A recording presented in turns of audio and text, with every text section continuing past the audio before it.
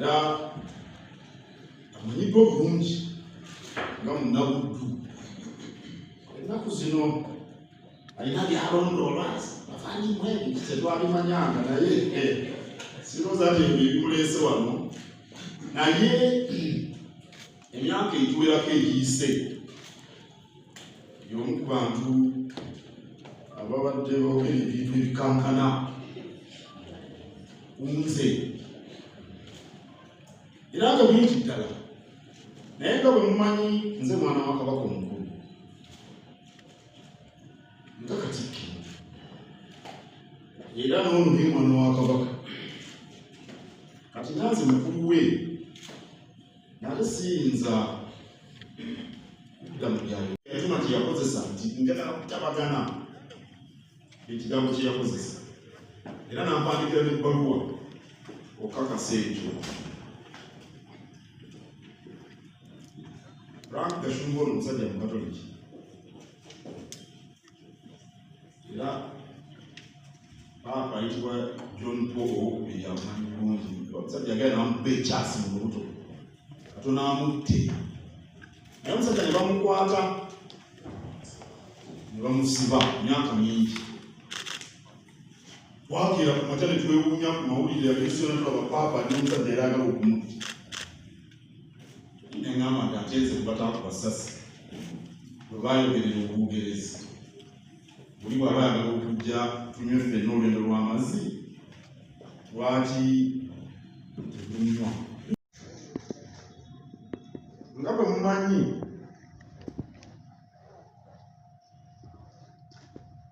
mu nsi buli omu ku ffe aluubirira okubeera omuwanguzi, era abantu bakola ebintu bingi bye balowooza ebinaabatuusa ku buwanguzi. Abamu baba baagala nsimbi, abamu baba baagala kitiibwa, kumanyika. N'obuwanguzi bugira mu mbeera za njawulo. Yali ayinza okufuna obuwanguzi oba mu mizannyo oba mu kuyimba, naye obuwanguzi bwonna obwo busebengerera ekiseera kituuka nekimulibwawo n'ensimbi abakuzitira nezibagwawo, oluusi oba n'etutulu nayo nebiggwawo. Ekitaggwawo byebigambo bye twogera, ekintu ekitaggwawo byebigambo bye twogera. Era waliwo n'olugero lw'Ekiganda okugamba nti emmeme etafumba bigambo ekwogeza munno ky'atayeerabira. Ebigambo bisobola okuba eby'omutawaana okusinga ensimbi oba ettutumu. N'olwekyo oli bw'asalawo okutereeza embeera, esuubira nti ajja kwogera ebigambo ate ebitereeza biri ebyasooka. Ekyo kirungi ku lulwe ng'omuntu n'abaana be n'abazzukulu be. Kirungi ku lw'Obwakabaka. Frank Gashumba nti mulaba nga Muganda ne bw'aneeyita Muvandimwe, naye ye Rwanda kyajja atandika okugendayo, akulidde wano Kalungu, era ebyo ennono ddala by'amanyi byaba mu bya Buganda. N'olwekyo nga ye omwana wa Kabaka kirungi okujja okutereeza embeera, era nakusanyukidde nnyo olw'ensonga. Ssaabasajja nti bajja abantu bagala kwetonda bajje kubanga okwetonda kya butuula. Awo nno ensi ejja kulaba ndowooza mu bbala eddala ebatetekulabiramu bulijjo tusanyusa okulaba era ndowooza muzindalo guno gwe gwenyini otuwulire ekikuleese.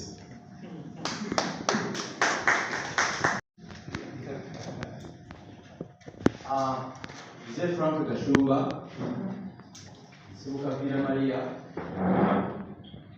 bagiyita Kalungu ne tugiyita Masaka era olunaku lwe tuli kyali Masaka. Ssebo bajjajjaffe baava mu nsi eyitibwa Rwanda 1922 ne basinga mu Uganda. Tewali kitundu mu Uganda kyabudaabuda Abanyarwanda nga Buganda ekiriwo. Era mu kisolo ya Uganda, Buganda kyekifo kyokka Abanyarwanda bwe batayina refugee camps. Ebitundu byonna ebirala Tooro, Ankole waliyo refugee camps z'Abanyarwanda. Era bajjajjaffe batugamba nti bajjajjaffe bangi baafiira mu Lake Mbulaawo olwokubanga Kabaka eyaliwo then Wankole yali abagamba bajje eri Rwanda. Kabaka wa Buganda yaliwo n'abagamba mubaleke bakontinue bajje mu buki mu Buganda. So the relationship y'Abanyarwanda ne Buganda eringa ng'ey'Amerika ne Bungereza. Era jjajjaffe Serafina yafa kansa 1984. Twali tukyali baana bato yatugamba timulwanisanga omuntu yenna naye timulwanisanga obwakabaka bwa Buganda. So attachment ya obwakabaka nkulu w'ebintu. Era wano tujjukirako Ojjawaffe oba kitaffe byose mateeka yaliko wano mu kiiko kya nkolagana ne Katikkiro wa Buganda. Ebyo mbimusabye mu woofiisi ye kubanga namumanya bbanga ddene ng'alina lufaamu gye bagiyita Buli and Mayiga. Yes, kyalo ne mumanya ng'ate minisita wa Ssaabasajja Kabaka, minisita wa information. Puroguramu yo gye wakolanga bayabanga olwakutaano nga nze ne maama wange tugiwuliriza nnyo. So obumulumulu bwe bubeerawo situwana mirembe. Obumulumulu bwe bwaliwo mukwano gwange Bishop gwensinga okwagala mu Uganda yitibwa Sebas yaŋŋamba oli Mukatoliki ate oli w'ebuddu obugulu musikola ki ne bambi n'omugenzi Kisitolwanka ne Judy Babaali yali gavana w'e Masaka n'ensonga ekoze eki endeesebwa. Nkusaba enkolagana gye twalina egende mu maaso n'ebigambo bye twakosa nga si birungi olumu kitulinnya n'otula nogamba vidiyo ebyo yayinza waye muntu yali muntu mulala. Tuli mu nsi etusiresinga nnyo naye abantu abali civilized bw'okula olaba nti akingi yaliki yali nsobi. Era ndowooza abantu abagunjufu be balaba nti akoze ensobi n'akola ki neyeetonda kyekindeese wadde sibonakoma okujja wano oba biri 10 obaoleeme benakoma okujja wano. Nze omu kubasooka okuteeka esente ku ttafaali ewa ekasubi nga Katikkiro Walusimbi yakyakola ki lwakwasa afuddeyo okukebera documents naye nga tuziina kyekindeese wadde. Sebo tukwebaza okulwanya Ssaabasajja Kabaka.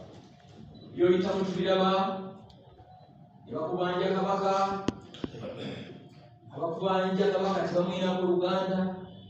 Era gye mbaddeyo nga mbyogerako nti Buganda Ssaabasajja Kabaka alina Katikkiro, alina baganda babalangira n'abambejja, alina abaana be mwababanja Kabaka mwinako Luganda ki.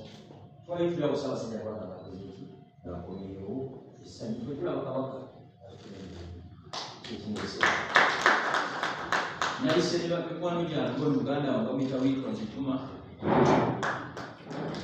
wekomba ne Buganda kyakatungwesi ono weekawuko ogenda esembabulo bakuleetereko bakoleki obalabe ate nabo baagala nyo Ssaabasajja Kabaka.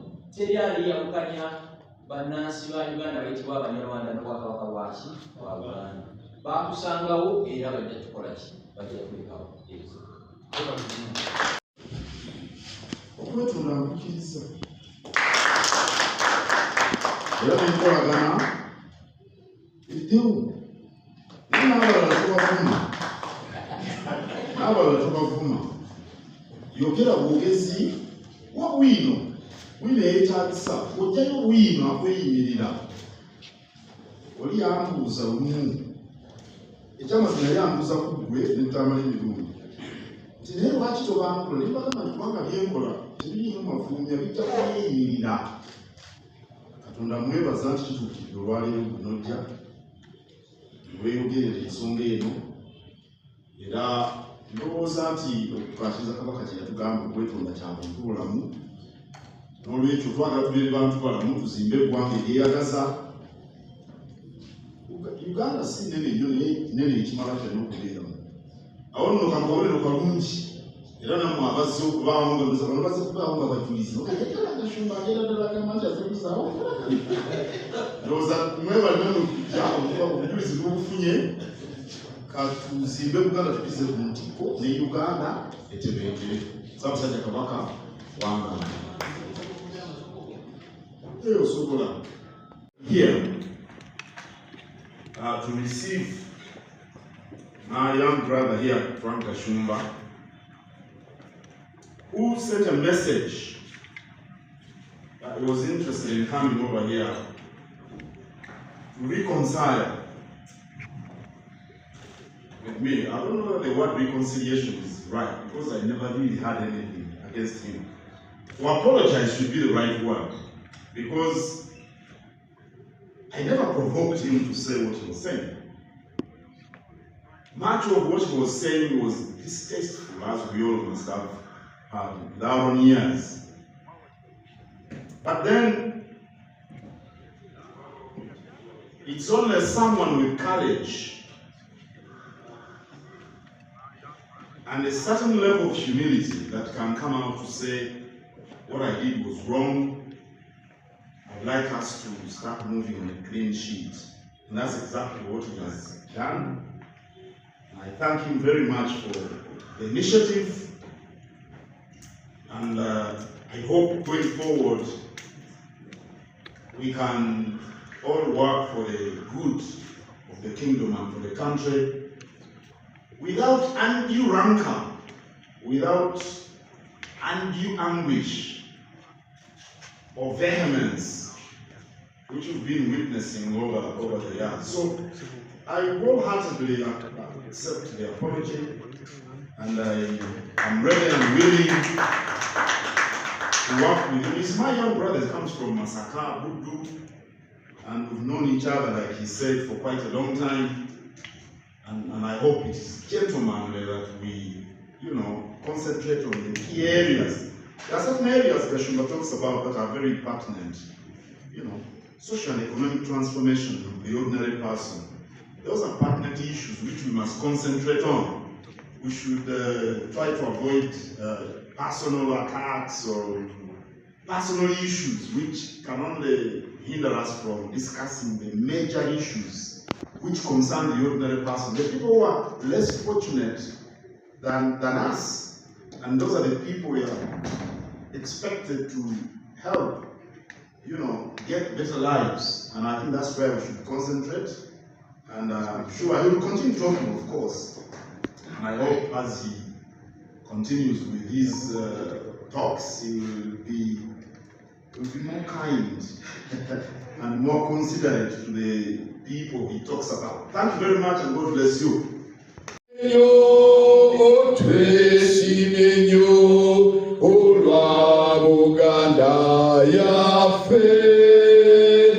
Ekitiibwa kya Buganda kyafa naffe tukyekuumenga. Ssaabasajja Kabaka wangale.